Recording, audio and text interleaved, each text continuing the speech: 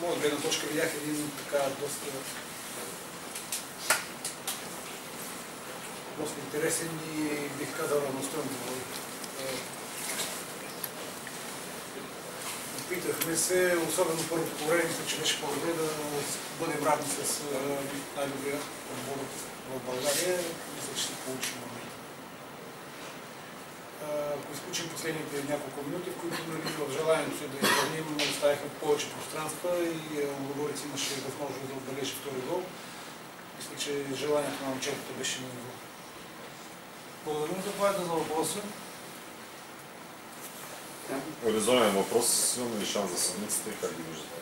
Щата има още това. Имаме, разбира се. Картоните на Борко Стойчев и на Иво Иванов ли са и ще попречат ли до това? Не съм 100% сигурен. Борко, Иво и Елио са наказани за следващия матч, но аз очаквам такива неща.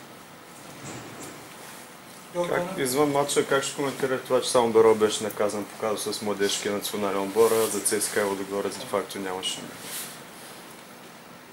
Коментираме, благодарим. Следващия въпрос е... Какво очакват от матча с Нефтохимик и има сега последните 4 кръга с една серия сряда в събота? Най-радостно е, че от 10 дена или от една седмица тренираме всички. Абсолютно всички са здрави. Това е най-добро. Верно, че ни трябва малко време. Амир Саюд днеска влезна, чувства се, че дълго време е отсъствало момчето, но като цяло пък радостното е, че от доста време не съм имал такава възможност да тренираме всички.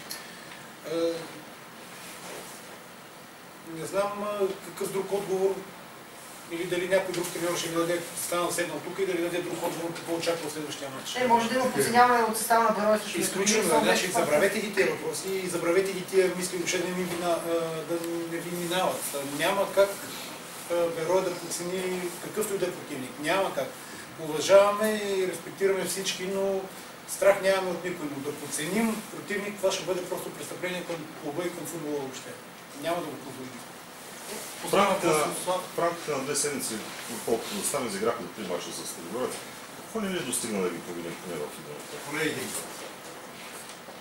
В всички положения майсторство. Сега ще кажем и шанс, но подробни анализи не сме правили, защото не можахме да ги победим. Все пак не забравяйте с кой ни сравнявате.